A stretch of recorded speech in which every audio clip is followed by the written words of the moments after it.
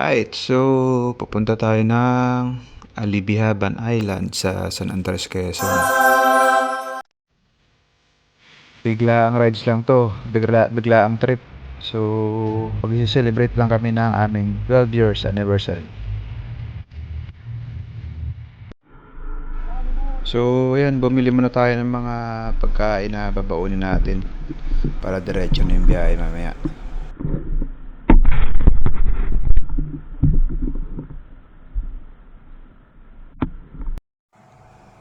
Alright, so check natin kung ilang oras ang kakainin natin biyahe dito.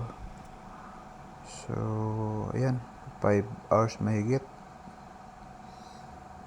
Dito tayo dadaan sa Atimonan, Gumaka, ayan, Plaridel.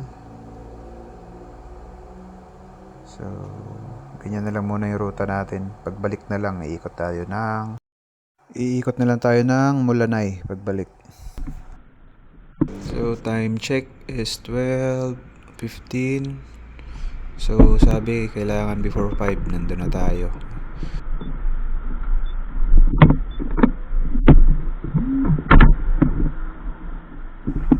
Time check 12:15. So dapat before 5 nandun na tayo kasi hindi yata papayagan na tumawid sa isla pagka madilim na. So try natin makakaabot tayo. Let's go.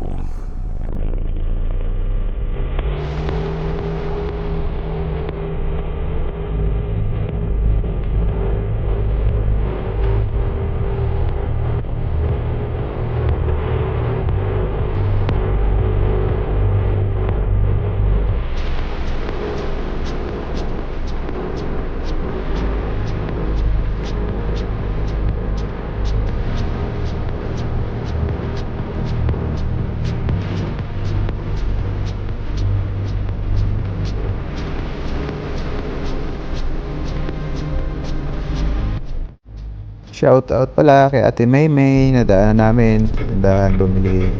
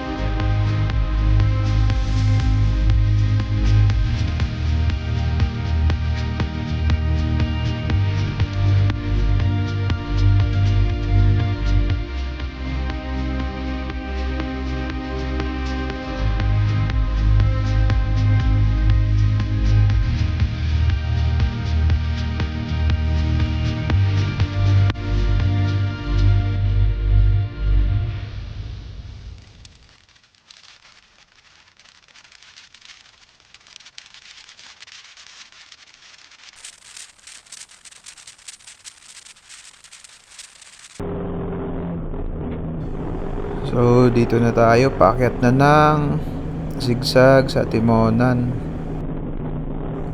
Sayang nga lang at naghang ang aking GoPro main cam ko.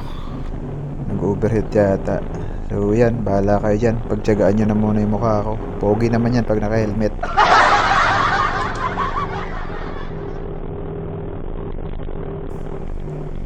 Alam ko dati may mga unggoy dito pinapakain ng mga rider pagka umakyat. Ngayon bihira na makikita ng mga unggoy dito. Yung ibang unggoy kasi naka-NMAX na ngayon, nagdadrive. Ayaw naman!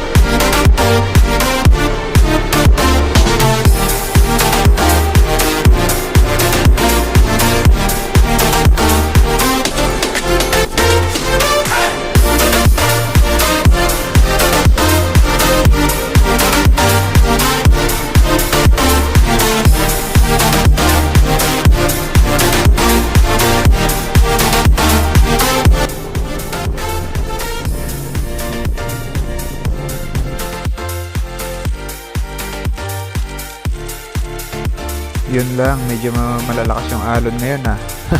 Mahirap yata tumawid mamaya sa isla.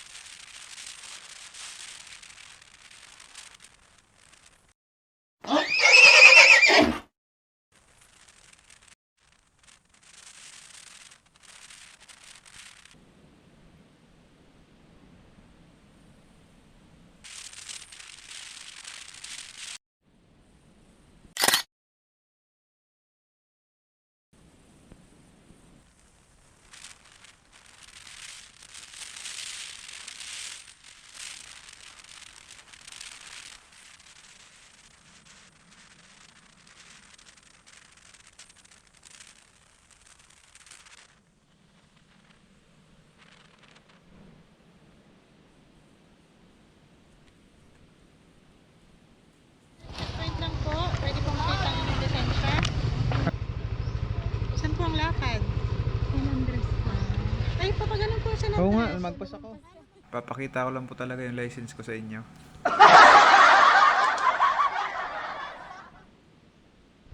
Salamat po. Sige pa. Babalik ako.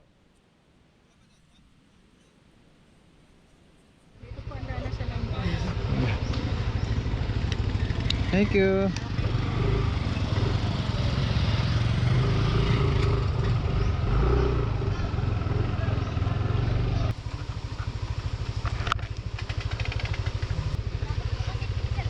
Ha? Huwag ka matatakot. Ano pangalan mo?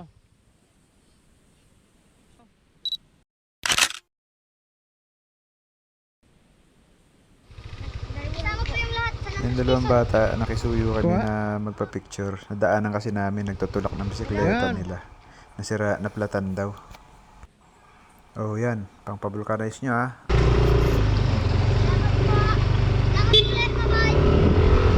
So, ayan, nasa San Andres na tayo. Siguro mga 20 to 30 minutes. Nasa port na tayo. Tamang-tama lang, makakaabot pa tayo sa last trip ng mga bangka. Ang dami nagkokopra dito, kabilaan. Shout out kay Pre Mark Magbanwa. Pre, base gusto mo kopras, damo dio. Katuan to na eh.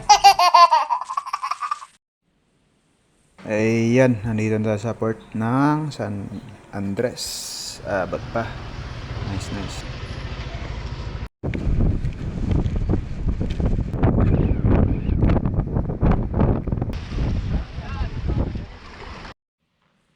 Ayan, tinulungan ko na si Kuya Bangkero. Shout out kay Ruby. Yung bangkero namin. So, bagong-bago yung bangka niya. Bagong kuha. So, kami daw ang pinakauna na sasakay dito.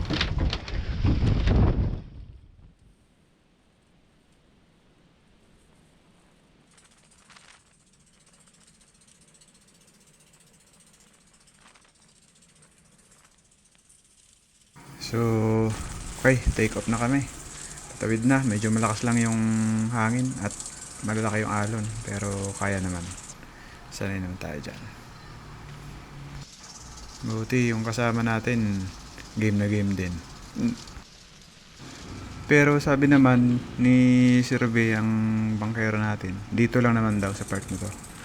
Doon daw sa island, wala naman daw hangin doon at saka alon. Dito lang daw sa gitna. Kaya medyo malakas. Pero pagdating daw doon, kalmado.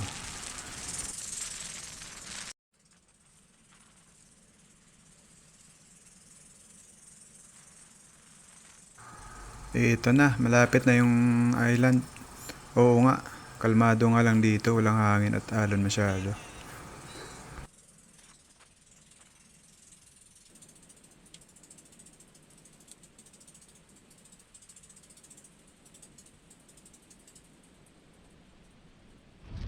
Grabe, ang ganda. Oh my God.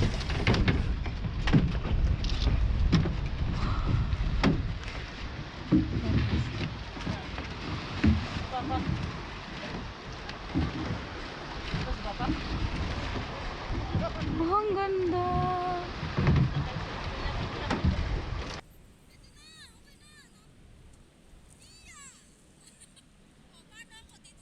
Ito nga, tumalon na muna ako at wala yung hagdan, naiwan daw yata. So, abangan nyo yung isa, tatalon din. Oh.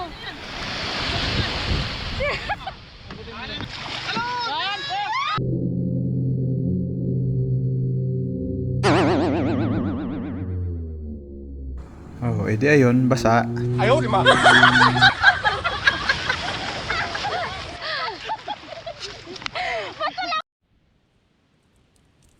At dahil nga hindi planado ang lakad na to, so walang available na room. Kasi marami rin tao kasi weekends. So, no choice kami kundi mag-tent na lang muna. Pero, enjoy naman.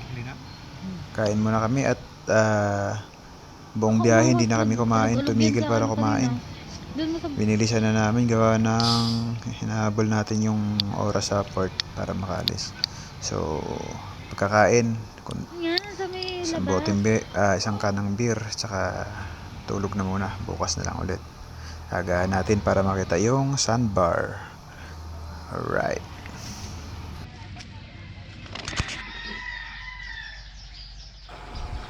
So, umaga na. Maaga nga kami gumising talaga kasi plano namin ay maglakad sa sandbar. Medyo may kalayuan daw eh. And then, may nakausap ako ditong lokal na nakiusap ako kung pwede hiramin yung motor niya para pumunta dun sa sandbar. So, sinwerte tayo at pinayagan naman tayo. Shout out sa'yo kuya. Sorry, nakalimutan ko kunin yung name mo. Napakabait mo. Thank you, thank you.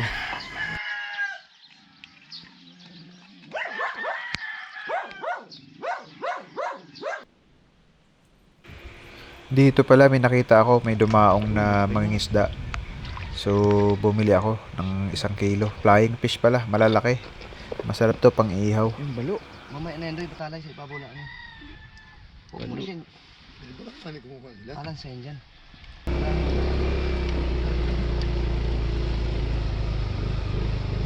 Shout out kay Pre Paco. Pre, nakahiram ako motor.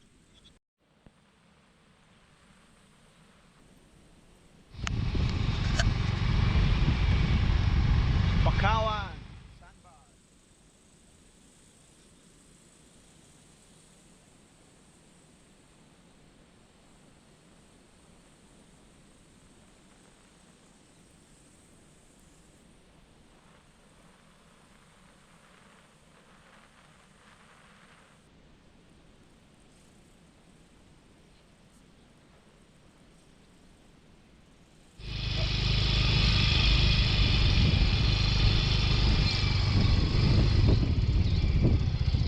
Oh, may ano din ang tubig.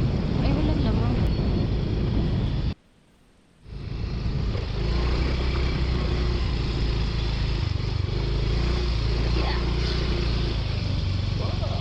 Ang road. Sabi ko lima ako dyan. Wow.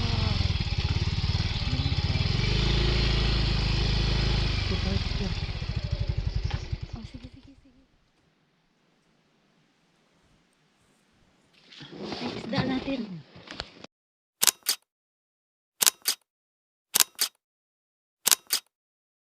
Dami yung ulo, kalabaw pa. Kuha namin yung kalabaw. Umuwi. Bigyan siya ng tubig.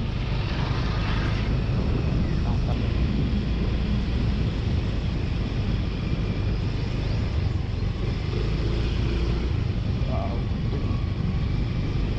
Loh, yun. Ano oh? Ang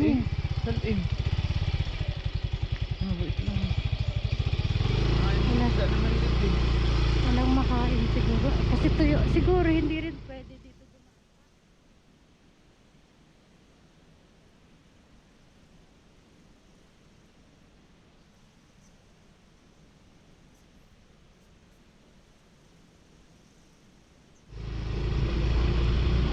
Ah.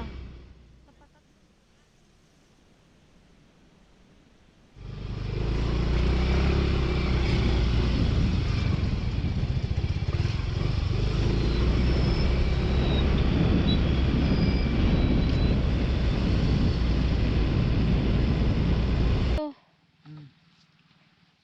Teka lang. Ay, ang maputi po. Oo, yun. Ay, oo nga. Wala na. Mag-high tide na pala. Abante na yung tubig. Dapat pala inagahan natin. Umaga dapat. Kanina. Ngayon, hindi na magkuhan. Mga alas 5, lutang pa yan. Gano'n? Maaga pala. Grabe, ang ganda. Grabe, sobrang pino. Ba't kung ligo na lang tayo doon? Doon na lang tayo siya.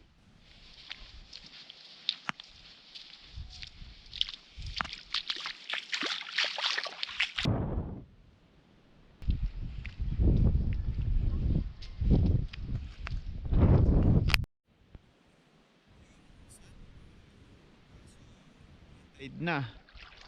Kanina daw alas 5. Lumabas daw kanina alas 5. Aga naman. Lamig. Babalik tayo sunod para makita ang sandbar. Pero pwede na maligo dito. Maligo ako.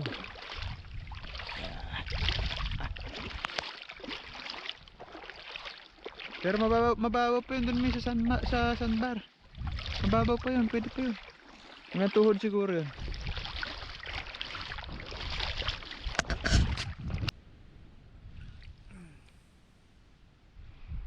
Sigay? Sigay. Lumalaki ito eh. Ano nga? Yung kinakain. Kinakain to.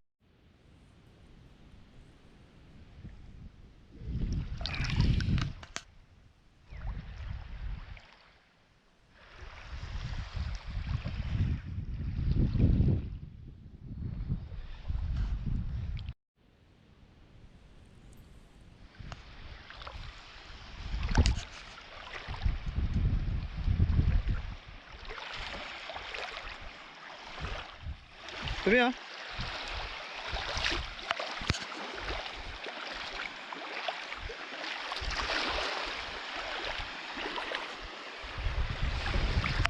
Oh, bahag-bahag oh. Bahag-bahag. Ah. Yun, sandbar, ito na. Sayang, hindi natin inabot. Oh, ito yung sandbar.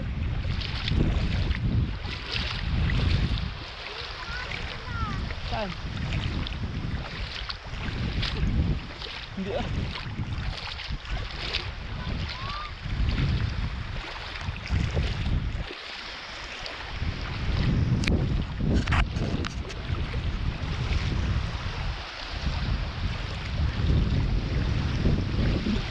Yung sandbar oh. Hindi na natin lakarin. Alin? Ayun yung bangkaan eh. Saan? Wala. Tapos baybayin na lang natin sa tabi. Naliligo. Ay, mainit dito oh. Tubig. Ano naman dito eh? Ha? Ano naman ilok ko? Doon tayo. Hindi ka. Tumayo ka lang.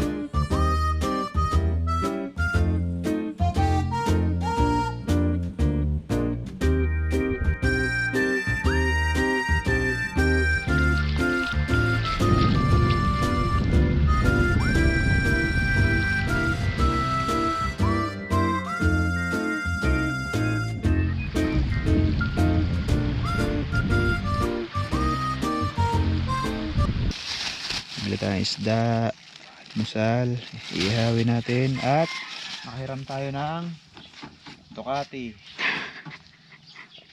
papuntang Sandbar. So hindi na tayo nagbangka. Yung habol yata yun eh.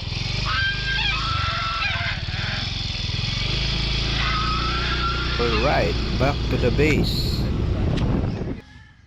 At ibinalik na po natin ang Ducati sa may-ari. So babalik tayo sa tent para mag-ihaw naman ng isda.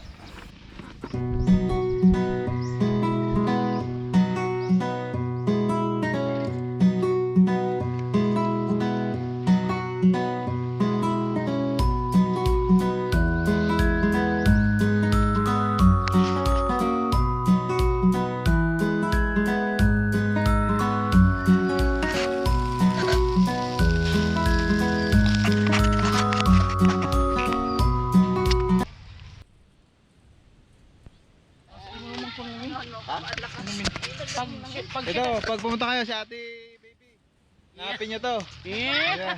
Diba? Sa ate baby. Nalagay ko ang link sa baba. Ito si Roby. Ito yung may bagong bangka to, bagong unit dito, aircon. Aircon. Nakatira no kahit yung edad 39 na para